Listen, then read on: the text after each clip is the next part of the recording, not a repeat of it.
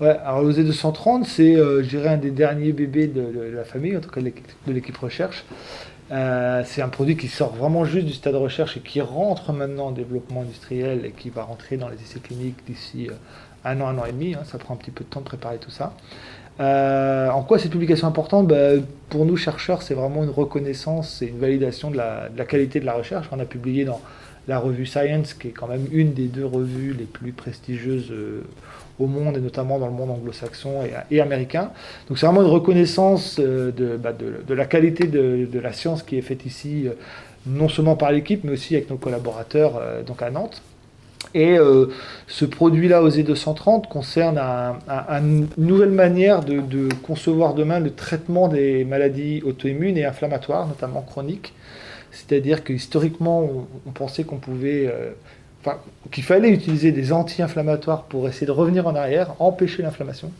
Et on a découvert ces dernières années qu'il y a des voies biologiques actives qui activement résolvent l'inflammation. Et ces voies-là sont déficientes chez les malades qui ont des inflammations chroniques, comme la maladie de Crohn, la sclérose en plaques, le diabète de type 1. Et on peut, avec non plus des anti-inflammatoires, mais des molécules pro-résolutives, activer ces voies-là et déclencher la cascade qui va permettre au tissu de retrouver ce qu'on appelle l'homéostasie, donc la bonne fonction. Et donc ce projet 230 est une des... On a publié dans Science, c'est une première mondiale. C'est la première fois que quelqu'un démontre l'intérêt d'un anticorps monoclonal. Donc les anticorps, c'est les molécules qu'on développe ici à OSE avec les vaccins, dans cette nouvelle voie, cette nouvelle biologie qui est la résolution de l'inflammation. On est à peu près sûr que ce fameux variant dit anglais, le B117, devrait être assez vite bloqué par les vaccins actuels, c'est en tout cas ce qu'on a vu en Israël ou ce qu'on peut voir ailleurs, et ce qu'on peut voir en laboratoire. La question est, on sait qu'il y a déjà une diminution d'efficacité, en tout cas en laboratoire, contre d'autres variants, le fameux dit brésilien, sud-africain. Est-ce que ces variants-là vont prendre le dessus parce que les vaccins ne sont pas suffisamment efficaces contre eux? Auquel cas, eh bien, il va falloir revacciner tout le monde. C'est déjà ce que Pfizer et Moderna préparent, hein. Ils préparent ce qu'on appelle la troisième injection, mais avec un nouveau vaccin qui utilise la séquence du variant sud-africain. Donc est-ce que cette stratégie-là va marcher, ou est-ce qu'à l'inverse, il vaut mieux partir sur une autre technologie beaucoup plus large et qui utilise non plus les anticorps mais les lymphocytes pour protéger les personnes contre tous les variants? Nous, c'est ce qu'on souhaite faire, c'est donner une protection large contre tous les variants et durable, qu'une fois qu'on ait reçu une ou deux doses, on soit débarrassé.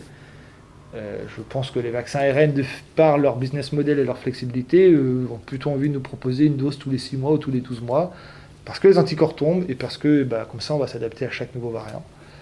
C'est bon pour leurs affaires, c'est un peu plus compliqué pour, pour les campagnes de vaccination. Ouais. Pourquoi est-ce que vous n'avez pas essayé de créer un médicament comme Xenotera? Pourquoi un vaccin? Alors, ouais, c'est une super question. Plusieurs sociétés, notamment américaines, ont travaillé sur, alors pas les approches polyclonaux comme etc., sur les approches monoclonaux. Les polyclonaux ont pas mal d'avantages, hein, justement, pour éviter cet échappement aux anticorps. Quand vous attaquez le virus à plusieurs endroits de la protéine, vous avez moins de risque d'échapper que si vous avez une seule approche. Nous, on est une société spécialisée à la fois dans la vaccination à la lymphocyté et à la fois dans les anticorps monoclonaux, pas polyclonaux comme etc. On n'a pas jugé comment dire, je dirais le besoin, en tout cas l'utilité de mettre en marche un projet sur cette approche-là. D'une part parce que on a aussi anticipé, il faut jamais raison, ces mutations dans la spike et qu'on pourrait faire un anticorps et qu'une fois arrivé au bout des essais cliniques, il est déjà obsolète. Et d'autre part parce qu'on sait que pour faire ça, il faut être très très très très rapide, très réactif pour créer un médicament et non plus un vaccin. Et on n'était clairement pas en position de faire face aux milliards injectés aux États-Unis. Et donc on n'aurait pas pu avoir cette réactivité, cette rapidité, quoi. Donc c'était un peu course perdue dès le début. Alors il y a un lien, oui, parce qu'on se connaît très très bien, hein, notamment que ce soit Evan Leva et encore plus particulièrement Xenotera, où on a des personnes qui ont déjà travaillé ensemble, y compris moi personnellement et certains scientifiques chez Xenotera. Donc on se connaît. Alors après, une fois qu'on arrive dans des entreprises différentes avec des enjeux, il y a toujours ces aspects de confidentialité qui sont clés, ce qui fait que on ne sait jamais ce que fait l'autre exactement. Mais bon, voilà, on se comprend. Et après, je dirais que la communication, elle est plutôt, elle est plutôt au niveau mondial, c'est-à-dire que Xenotera, nous, ou même Valneva, on publie nos résultats dans des revues scientifiques. Et donc, de cette manière-là, tout le monde a accès. Et c'est un point assez fabuleux, je trouve, quelque chose qui a changé la dimension du partage de la connaissance. D'habitude, c'est assez lent, ça prend du temps, et les chercheurs ont tendance à garder un peu pour eux. Là, tout de suite, dans la crise sanitaire, tous les jours, il y avait des partages d'informations, de données publiées qui ne sont plus passées par les comités de revue tout de suite sur Twitter, sur les réseaux sociaux. Et il y a eu une quantité de données partagées assez fabuleuse, ce qui nous a permis d'avancer aussi beaucoup plus vite.